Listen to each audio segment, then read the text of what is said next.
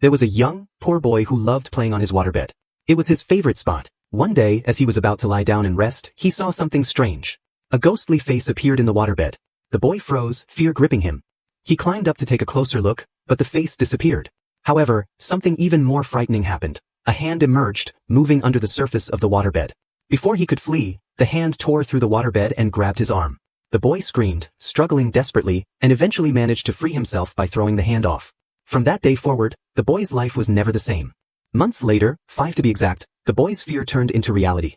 One evening, there was a knock at his bedroom door. The boy knew it wasn't his family. Terrified, he hid in the bathroom, trembling in the bathtub. The knocking eventually stopped, and the boy let out a sigh of relief, thinking the danger had passed.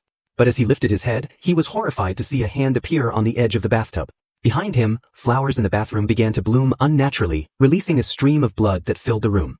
The boy screamed for help, his cries echoing loudly. People downstairs heard the noise and rushed to his aid. When they arrived, they found the boy in a strange state. He was eerily calm, almost lifeless, but moments later, he lashed out in anger and injured one man's leg. It became clear that the boy was possessed by something evil. The boy's family, desperate for help, restrained him and brought in a priest. The priest attempted to exorcise the demon, but the evil spirit fought back fiercely. Just when it seemed the demon might win, the boy's brother-in-law intervened. He shouted at the demon, daring it to leave the child and come after him instead. Surprisingly, this worked. The boy collapsed, returning to normal.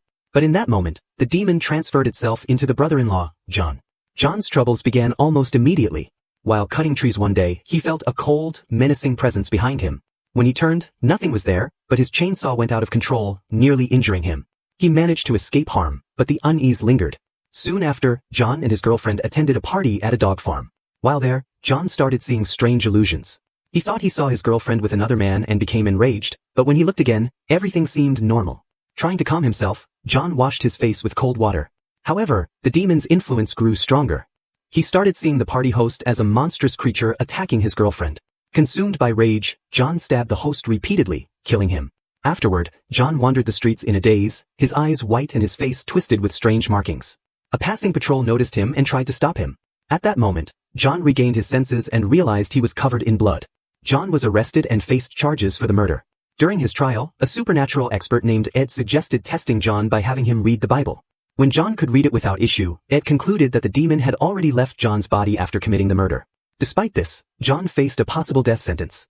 Ed and his wife, Lorraine, believed John should not be punished for actions he didn't control. To prove his innocence, they needed to gather evidence of the demon's possession. Their investigation led them to John's girlfriend's house, where they found a decayed floor emanating dark energy. Underneath, they discovered a cursed object, a witch's totem. Ed and Lorraine sought help from a retired pastor, an expert in demonic rituals. The pastor revealed that the totem was used by a witch to summon demons and curse people. He warned them of the witch's immense power but provided them with information about breaking the curse. The couple soon learned of a related murder case involving 2 missing girls. One body had been found, and the scene contained another identical witch's totem. Lorraine used her psychic abilities to uncover what happened. She saw the girls being attacked by the demon and followed the spirit of one girl to a cliff where her body was later found. Realizing the curse could only be broken by destroying the witch's altar, Ed and Lorraine tracked down the location of the secret altar, hidden in the basement of the retired pastor's home. Shockingly, they discovered that the witch was the pastor's own daughter. She had been secretly practicing dark rituals for years, using the knowledge from her father's books. Lorraine ventured into the basement alone and found the altar, surrounded by evil energy. Before she could destroy it, the witch appeared and attacked her. A fierce struggle ensued, but Lorraine managed to escape. Meanwhile, Ed arrived and confronted the witch. Under her spell, Ed turned against Lorraine and tried to harm her. Desperate, Lorraine reminded Ed of their love and shared memories, breaking the witch's control. With renewed strength, Ed destroyed the altar, breaking the curse. The witch, now powerless, was dragged away by the very demon she had summoned. Ed and Lorraine survived, but they knew the battle against evil was far from over.